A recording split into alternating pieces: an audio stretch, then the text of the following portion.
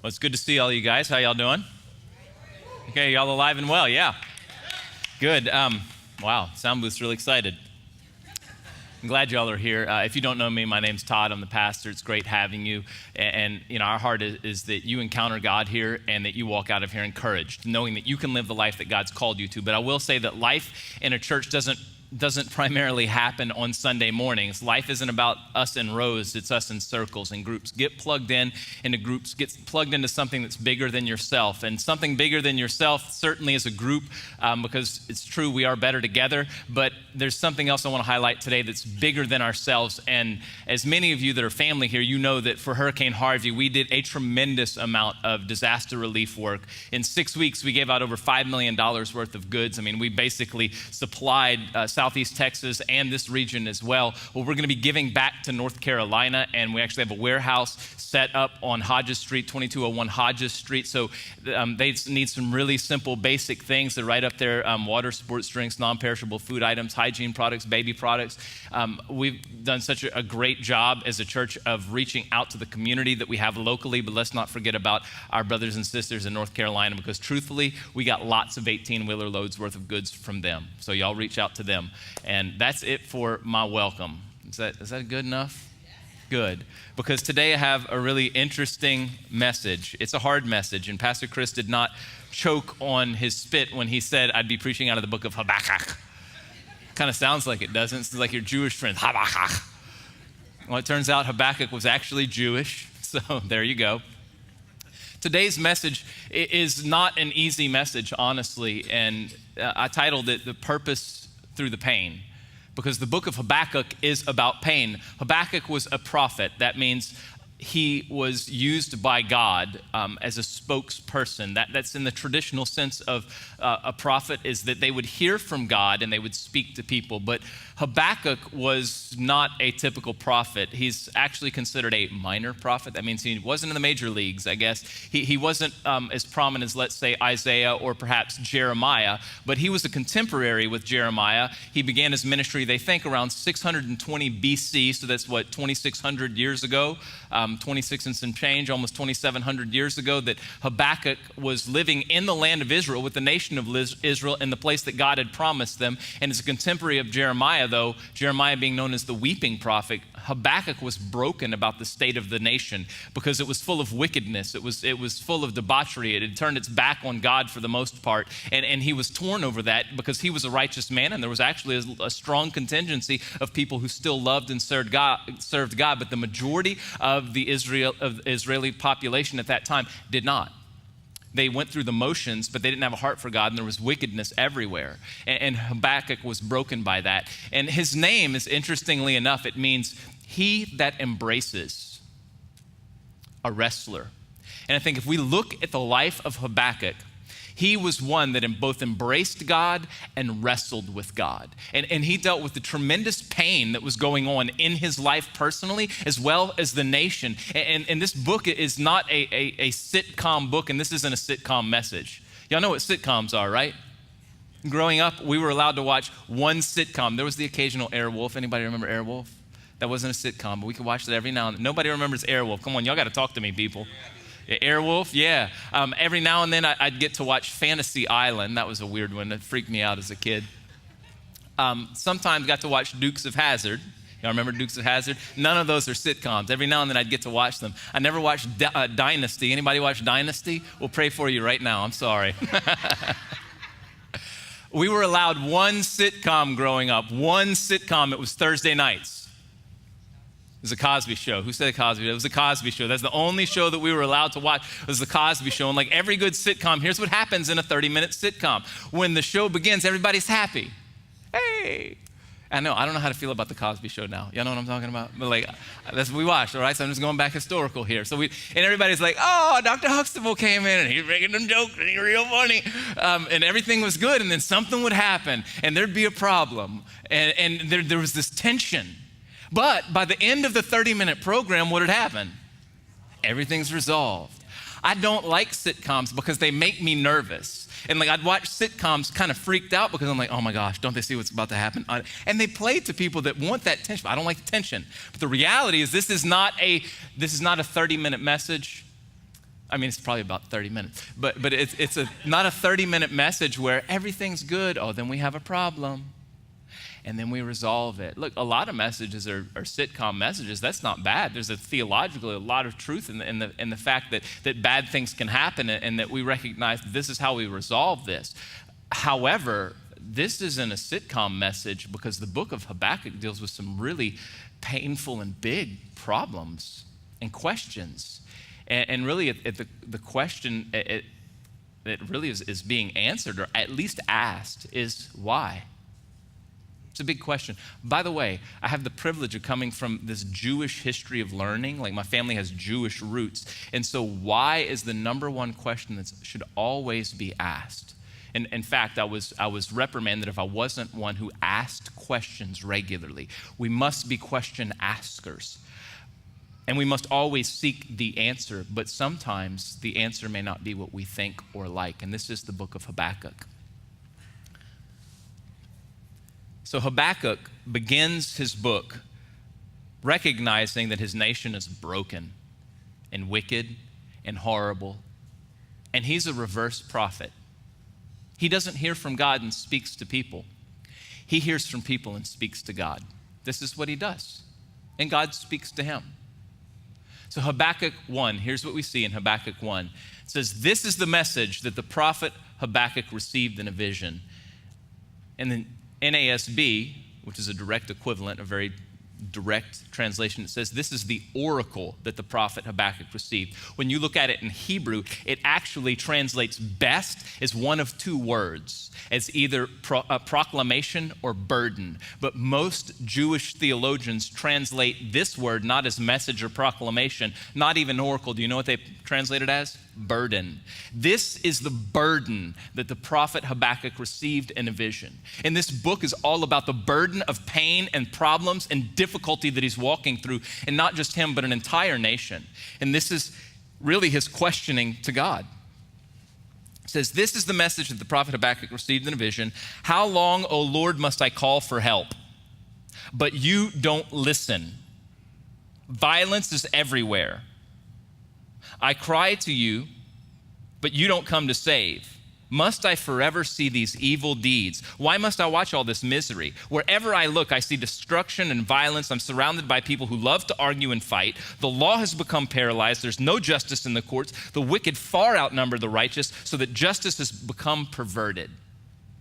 He's questioning God. He's really yelling at God and going, God, where are you? What's going on? What in the world's happening? Like, don't you see what's happening here, God? And I think many times when we encounter situations that we never anticipated, never expected, that we begin to question God. And somehow, somewhere, I've just noticed that many Christians have problems questioning God. It's like, listen, I only have two options here with God. Like, I can only be all in, and everything's always good and wonderful. And I'll be all in. Like, I'm all in. And people want to be all in with God, and they surrender all and they give all, and then they walk through a situation that they can't understand, and they begin to have questions of God, and they feel like there's only one other option, and the option is, and many unfortunately take this option, they walk away from God.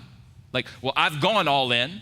I asked God questions of God. God, where are you? What's going on? Why is this happening? Why aren't you doing something? And I never really got a good answer. And so you know what? That's a bunch of junk, because I gave everything to God and he gave nothing but pain and problems to me, never answered. And they walk away. I think there's only two options. Habakkuk shows us there's a third option. It's wrestling with God. I firmly believe that we can both embrace God as who he is, as the sovereign and amazing creator of all, who knows us and loves us, and yet we can wrestle with him over the brokenness of a really jacked up and sinful world that often has implications for us personally because it's where we live. Does this make sense, guys? This is where Habakkuk finds himself. God, I'm doing everything I can to be righteous, but there's just junk everywhere. Like, God, where are you? He asks. How long am I have to call to you for help? Why in the world aren't you listening? I'm crying out to you, but you are not coming, God. What is going on here? How long am I have to look at all this garbage that I'm seeing? Everywhere. Destruction, violence. God, where are you? Here's Habakkuk's problem with God. Here's his problem. I think it's one that many Christians hesitate to verbalize or really admit. I have these issues. Like, I'm wondering this about God. And here's the first one. God, you don't seem to really care. God, you don't care. Where are you? Now, we're talking about a prophet of God, one who hears from God, one who speaks to God, and not just on a personal level. He has a national platform. People listen to him. In fact, at the end of the 3-chapter book, he is actually addressing the entire nation. And he's asking, God, you don't seem to really care here. What's the deal? Have you ever felt like God doesn't care? Well, how can I embrace God if he's a good and loving God? And but all of this over here is happening. And I've gone all in, but I don't know how much more I can take because all of this is happening. This is where we have to wrestle with God. We wrestle with God. The second thing, here's the next big problem that he has. God, I got a problem with you. You aren't doing much when you could. You aren't doing much when you could. God, you hung the moon, the stars, the universe. We're your creation. You can do anything. Why, if you can do anything, am I having to deal with this? Where are you? It's wrestling with God. It's wrestling with God. It's where a lot of people are, unfortunately. It's not that it's necessarily even a wrong mindset unless you stay in that place of constantly asking questions and never seeking answers. God replies to him, though. God replies. The Lord replied, look at verse 5. God answers this question. God, where are you at? Where are you, Lord?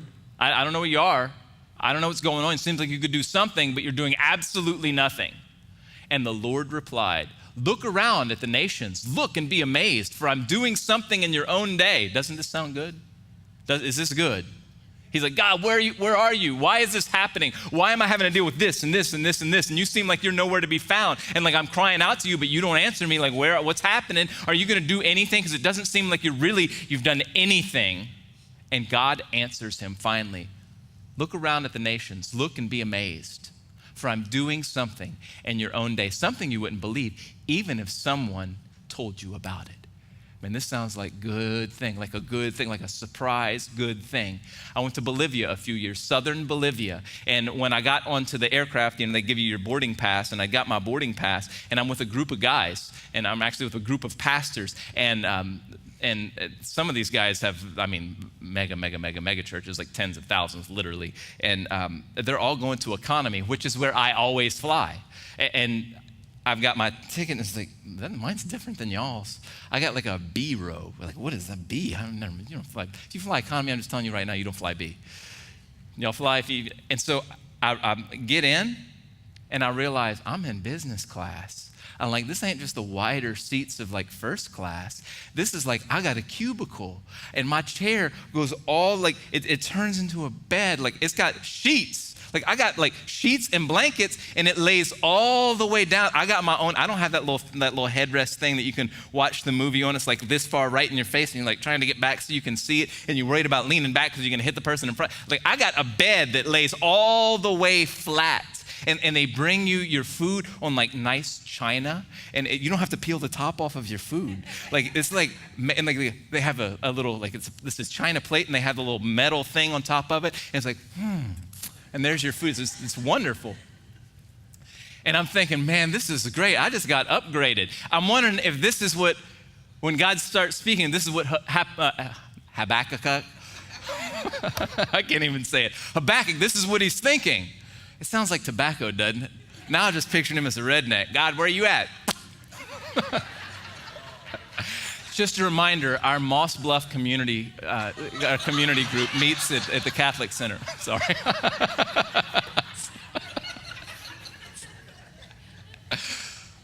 I'm wondering if he thinks this is, I just love the Holy Spirit is left right there. The Lord replied, look at the nations, look and be amazed. I'm doing something. And I wonder if Habakkuk thinks that he's getting an upgrade. Thank you, God. You're finally answering. You're finally going to do something. You do care. You're going to do something about it. This isn't a sitcom sermon. This is a hard message. It's a hard book. It deals with real life questions of pain, of suffering, of oppression, and of the nature of God. Verse 6, I'm raising up the Babylonians, a cruel and violent people. They'll march across the world and they'll conquer other lands. They're notorious for their cruelty and do whatever they like. Their horses are swifter than cheetahs and fiercer than wolves at dusk. Their charioteers charge from far away. Like eagles, they swoop down and devour their prey. On they come, all bent on violence. Their hordes advance like a desert wind, sweeping captives ahead of them like sand. They scoff at kings and princes and scorn all their fortresses. They simply pile ramps of earth against their walls and capture them. They sweep past like the wind and are gone, but they are deeply guilty, for their own strength is their God. Habakkuk, God, where are you? You're not answering. Do you see what's happening? Do you hear me? Can't you recognize you have the power to do something? And God's response is, I do have the power to do something. And this is what I'm doing. The Babylonians are coming. They're going to destroy. They're going to pillage.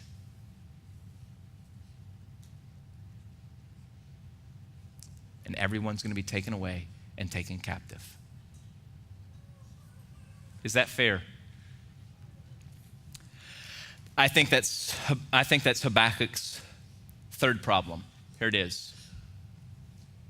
God, what you are doing, it just doesn't seem fair. It doesn't seem fair. You don't seem to care. You aren't doing much when you could. And what you are doing doesn't seem fair. It doesn't seem fair. Have you ever been in a place where it seems like God's not being fair? So often I've seen people that give their heart to the Lord. They have an encounter with Jesus. They recognize that he died for their sins, that God loves them and has a purpose and a plan for them. They surrender their life to Christ. Everything's going so good. Everything's it's amazing how in those moments when someone first comes to Christ, God's grace is so there with them. And it's like everything is like a win. But then life begins to set in, and sometimes the job that you'd prayed for, that was a great job, you end up losing it, and you don't get a job for a really long time. Or you were really educated, but you have to take a job that's way, way less than what you were making, or you're way overqualified for just to make ends meet. Or there's a marriage or a relationship where it was just going so great, and then out of the blue, there's just this unbelievable and deep betrayal, and you've given your life to this person, and everything's flipped upside down. Or maybe there's sickness just unexpected out of the blue. Everything was going so great, and all of a sudden, there's sickness that you're dealing with, and you're wondering if God cares, why he's not doing anything. And then that person dies.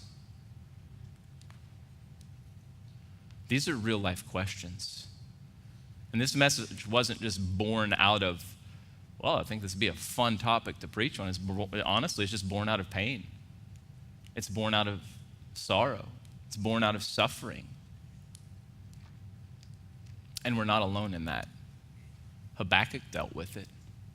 He didn't like the answer he got from God, because the answer didn't seem fair. God will often seem unfair. I have 4 children.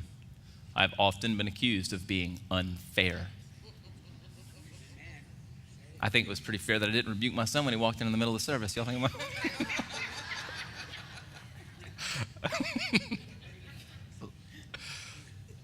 Maybe I've been accused of being unfair, but what they don't see is that I see the big picture.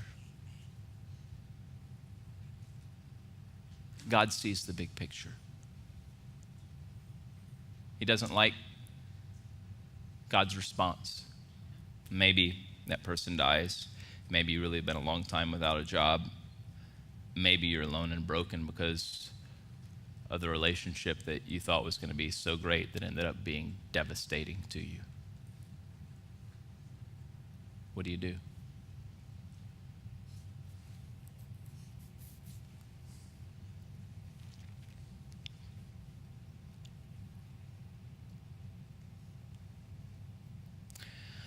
Habakkuk's plan and the pain.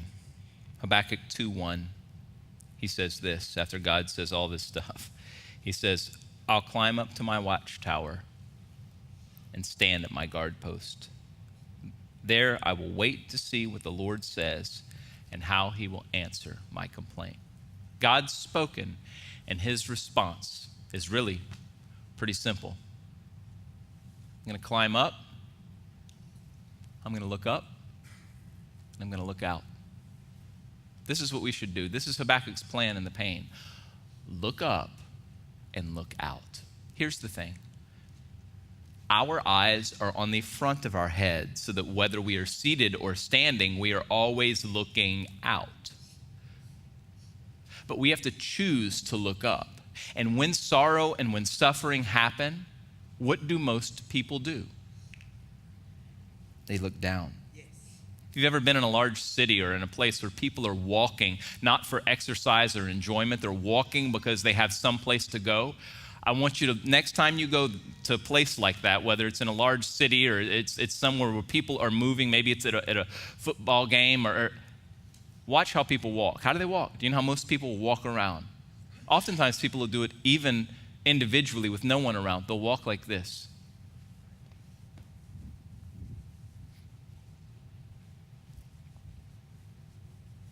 Looking down the entire time.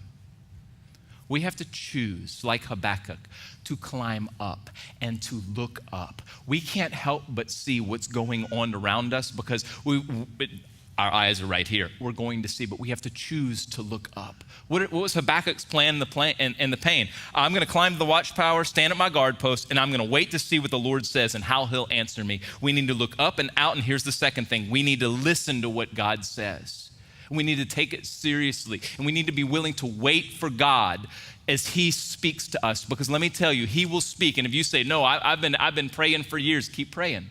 Keep seeking, keep asking, because Jesus himself says, if you seek, you're going to find. If you knock, the door will be open to you. Keep seeking. You just got to be willing to keep climbing up and looking up, not looking down. Look up, look out. You can't help but see the sorrow and the misery, but we got to be intentional in looking up and waiting and listening to God when he speaks. And God speaks. God does indeed speak. And he has a plan for Habakkuk while in the pain. We see it in Habakkuk 2, verses 2 through 4. This is what God speaks when he realizes that Habakkuk, he says, I'm going to go up there, I'm going to wait. And he waits for God.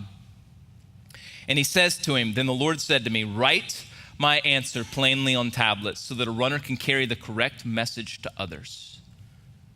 God's plan for Habakkuk in the pain, here it is. Here's the first one. Write purposefully.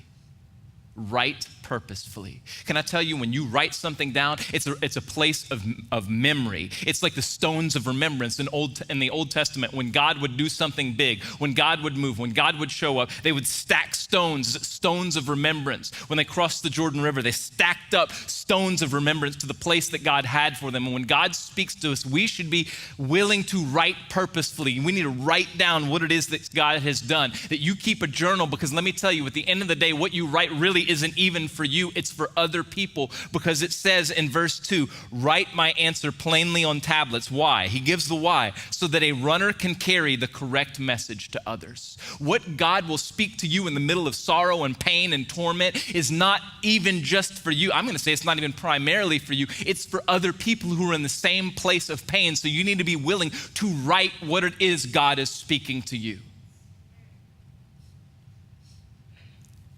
Then verses 3 and 4, he says this, it's so big. The vision is for a future time. Everybody say future time. It describes the end, and it will be fulfilled. If it seems slow in coming, wait patiently, for it will surely take place. Everybody say wait patiently. Everybody say future time. In my living room, are two Bibles, family Bibles. One from, I have godly family way back on both sides, very blessed. A Bible from 1853, a family Bible that has been passed down generation to generation for what is that, like 165 years passed down. It's in tatters, but it's still intact.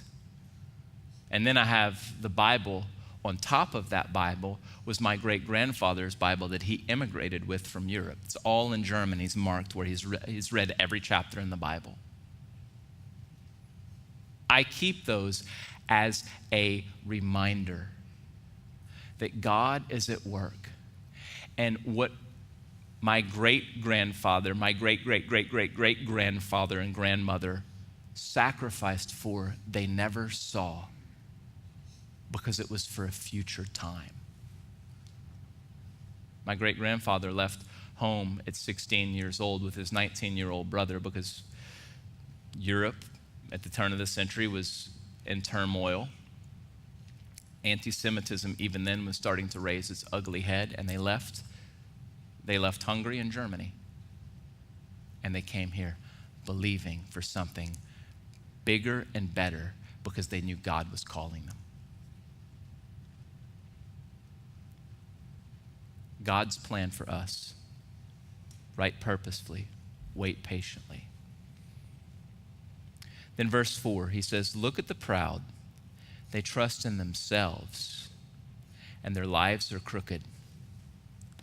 But the righteous will live by their faithfulness to God. Oh, God, you're telling me that it's going to get worse. And historically, we know. We know that, and I mean, we just know that in 597, the Babylon's history, the Babylonians invaded Jerusalem. They destroyed it. They leveled it. They destroyed the temple. They knocked down the city walls. They took most of the people, those that they did not kill or brutalize. They took anybody who was halfway educated and had halfway a good life. They took them as slaves and brought them back to Babylon. We know that Jeremiah was alive for that, and most historians and theologians believe that Habakkuk saw that as well. The only people that they left were the poorest of the poor. And God says, you need to listen to me. Write down what I'm telling you. What's happening is not for today. It's not for tomorrow. It may be for generations to come.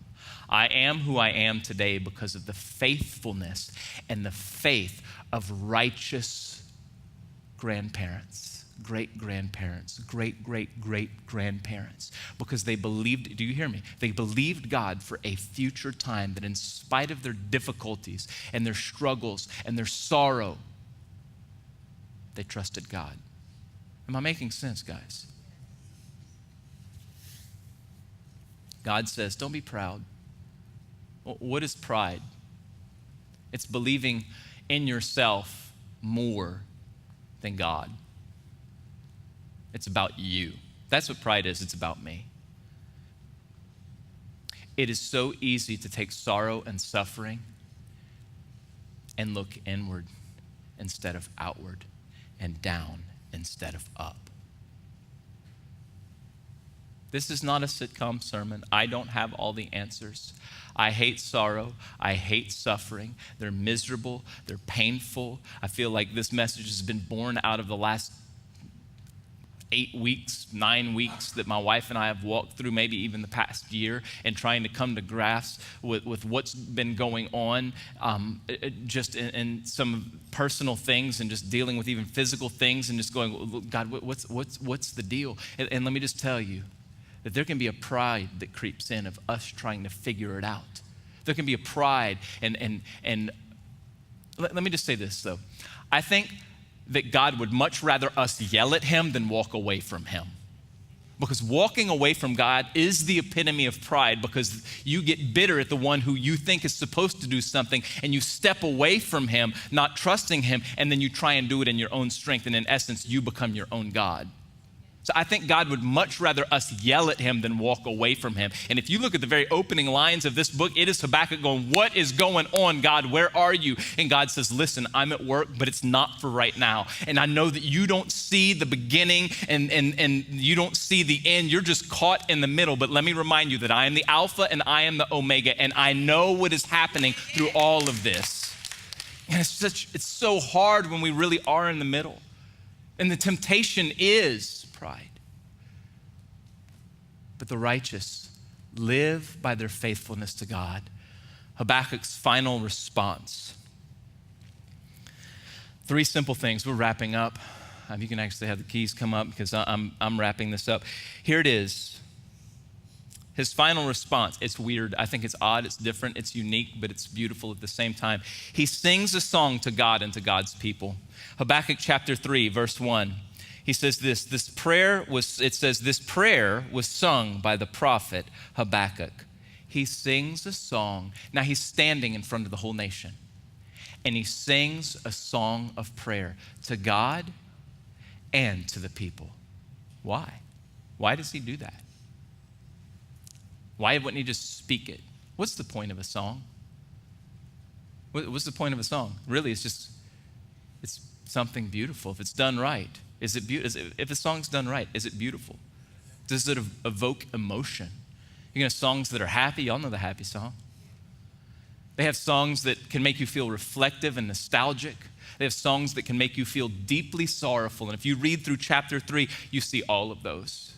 He sang a song because there's something about us expressing in the form of that which can evoke emotion, beauty, tears, laughing, crying. Have you ever been to funerals and you just don't understand why there's laughing and there's crying? Have you ever tried to figure that out?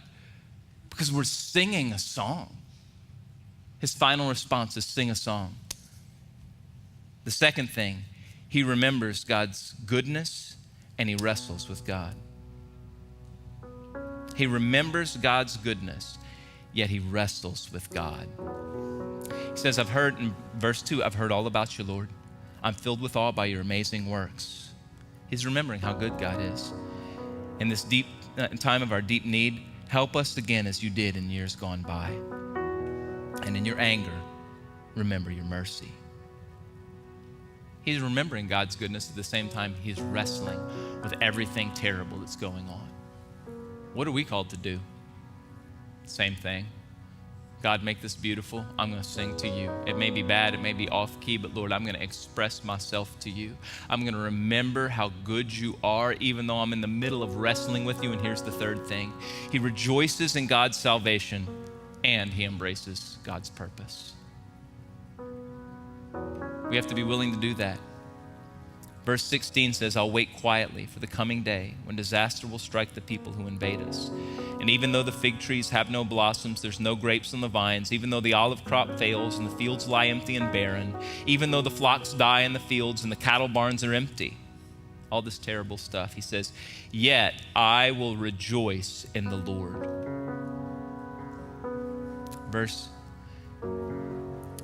He says, I'll be joyful in the God of my salvation. Verse 19, though, says this, the sovereign Lord is my strength.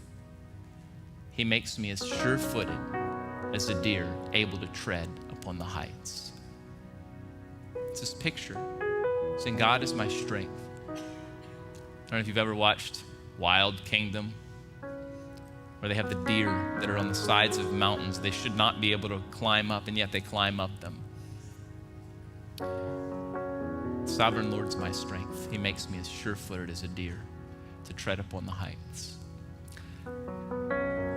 This passage of Scripture has such meaning, both for my wife and I.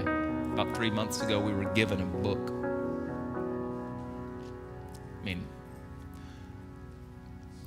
everybody likes gifts. Books can be questionable gifts sometimes because, hey, read this book about my political stance on such and such. I'm like, oh, thank you.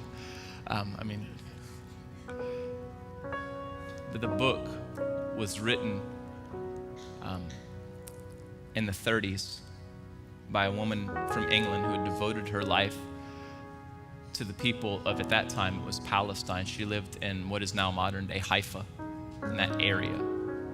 And she wrote a book called Hind's Feet on High Places. And a hind was the type of deer that was in that area. Hind's feet on high places. And it's an allegory. And I'll be honest, I don't typically like allegories. I'm not a Pilgrim's Progress type of person. I like just give me the story, don't make it weird. But it's one of the best books I've ever read, and it was just a God timing. It's an allegory about this young girl named Much Afraid, who lives in the valley of humiliation. She's oppressed by those around her. She's oppressed particularly by her family. She's betrothed to her cousin in marriage named Craven Fear, and she doesn't want to marry him. And one day she has a chance encounter with the great shepherd, and the great shepherd calls her into his service, but she's going to have to go up and meet him at the foot of the mountains, and if she does, he will take her to the high places.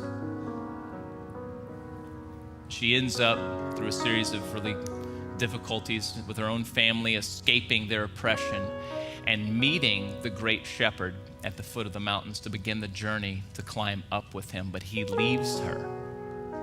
He says, I will always see you. I will always come to you. If you call me, know that I will be there. But I have two guides for you. And they're completely covered. It's two women. They're completely covered, almost like a burqa.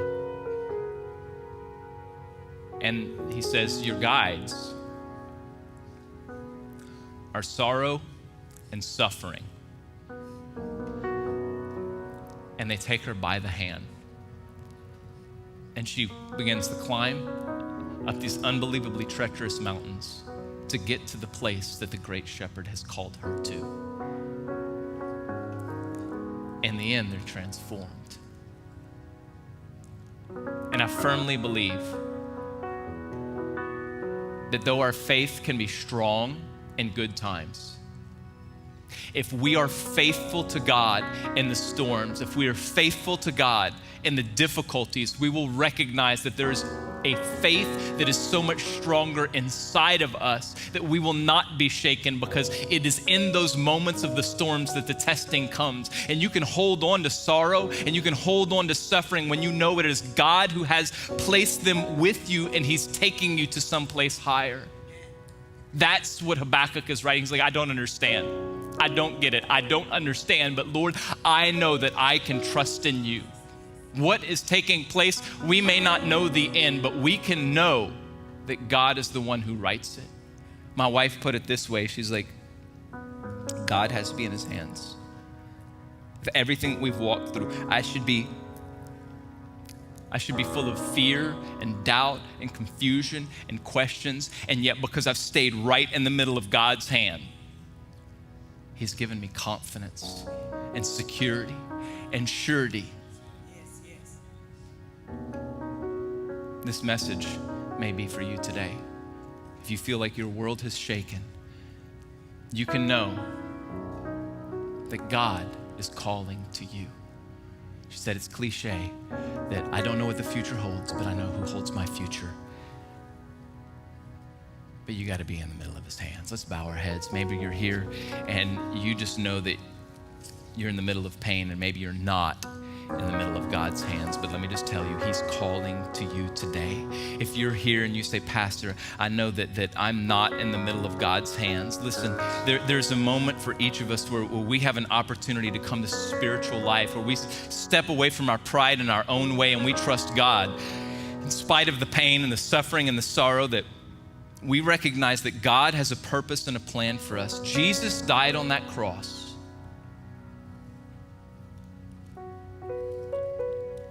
for so much more than just forgiveness of sin, though he did. He washes away our sin and he makes us whole. But he gives us a purpose through the pain. If you're here and you say, Pastor, today I know I'm not in God's hands, but I want to step into that today. And today is a spiritual rebirthing for you. If that's you, nobody's looking around. If you say, Pastor, this was for me, I know where I need to be in his hands. If that's you, just raise your hand and say, Pastor, this is for me. Thank you. Thank you. Anybody else? I'm telling you, I know some people, you're walking. Thank you back here, over here.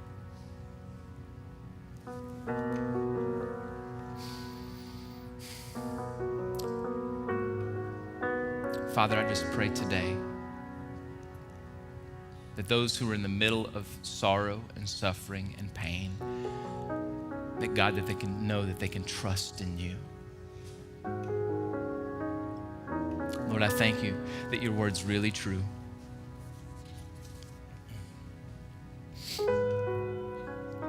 That we know that you cause all things to work together for good to those who love you and are called according to your purpose. And I just pray your purpose over people today. In Jesus' name, everybody said, amen. And I love being y'all's pastor. I know this was definitely a different message. If you're here and God touched your heart, let me just encourage you, connect with people. Our ministry team is up here at the end of every service. Don't walk out of here if you know God put his finger on your heart today. If that's you, don't you walk out of this room without praying with someone. And our heart and my heart as a pastor is that you encounter God and you walk out of here connected to his kingdom and his people and knowing you can walk out what he has for you. Love being your pastor. Love you guys. God bless.